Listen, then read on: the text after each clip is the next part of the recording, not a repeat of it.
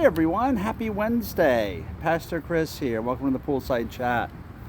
End of the day, I was working today at the hospital, but I've been eager to talk to you today because I think it was last week, 10 days ago, I talked about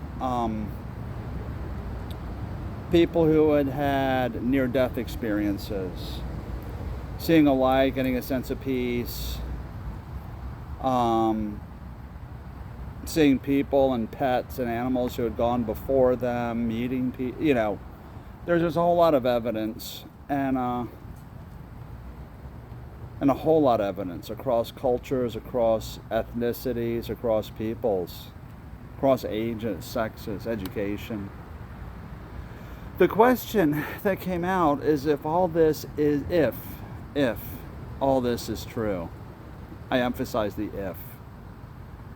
Why doesn't everybody come to believe in Jesus? And it reminded me of two verses, and I also want to give you some practical explanation as to why this possibly might occur that people don't believe these stories. Jesus told the story of the rich man and the beggar. And the rich man begged Jesus, please just let me go back and warn my relatives and they'll believe. And Jesus said, at that time, 2,000 years ago, even if someone was raised from the dead, they still won't believe. And a little bit later, that's in the Gospels, and a little bit later in Romans 1:18, it says that the unrighteous will suppress the truth. And what this says from the Bible is that even when people see the truth and evidence for God, for Jesus, for salvation, for eternal life, for relationship, for peace, when they see the evidence, they actively suppress it and don't believe it.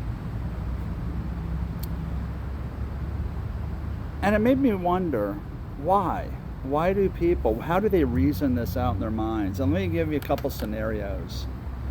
Sad to say, there are people who have had these near-death experiences, said they've had these near-death experiences, written books, made a video, whatever it is, to promote themselves, and they were found out to be liars. Whether they lied about the experience, I don't know. Whether people promoted it and lied, I don't know. But there certainly have been lies told about these. And what that does is it gives people the motivation, it gives them the provocation to say, see, all experiences are a lie, because maybe one was a lie. There are also people who actively suppress the truth. Science is one way they do it. They can talk about the lack of oxygen and how it affects the unconscious mind, and the buildup of carbon dioxide and the changes in electrical currents. And they look at science to provide an answer that has no answer other than God. It's almost like trying to fit a round peg into a square hole,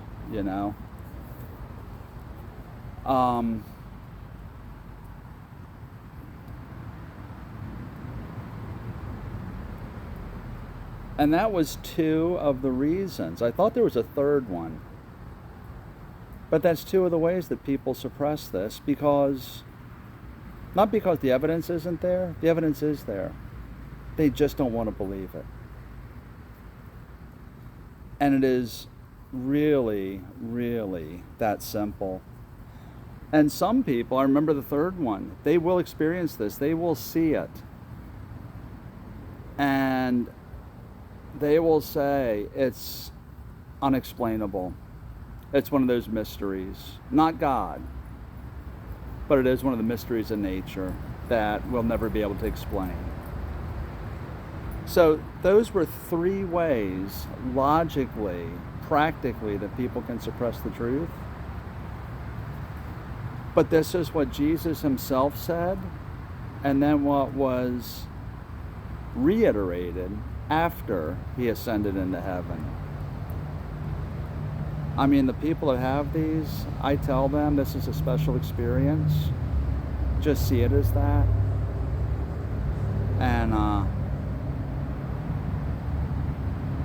And live for God. So let me close. I am an evangelical Christian, which means that I want you, everyone, to have that assurance, that knowledge that you too will have that relationship now and forever with God. And all it is faith. It's just a choice. The evidence is there. Jesus Christ came, God in the flesh, to be that perfect sacrifice way for us to get to heaven. All he asks for is our lives. We can't do it on our own. We are separated 180 degrees away from you, and we don't want to go to hell. Help me. I accept you. I want to follow you. I give my life to you. I believe what you say. Help me to know more. And it is that simple. So I pray that you may find God. If you have questions, ask me. Ask a trusted Christian friend, minister, I don't care who. Just find that truth there is in Jesus and get that peace and assurance that you will live with him now and forever.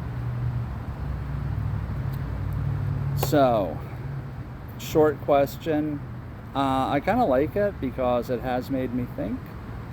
And be sure to check back Sunday. Got a couple other questions. I want to address some of these questions before we get back into Nahum, or Saturday, before we get back into Nahum. Pastor Chris, remember, let your friends know. Follow us, Facebook, YouTube, Rumble, at FL Compass Church. Have a wonderful rest of the week. I'll see you Saturday.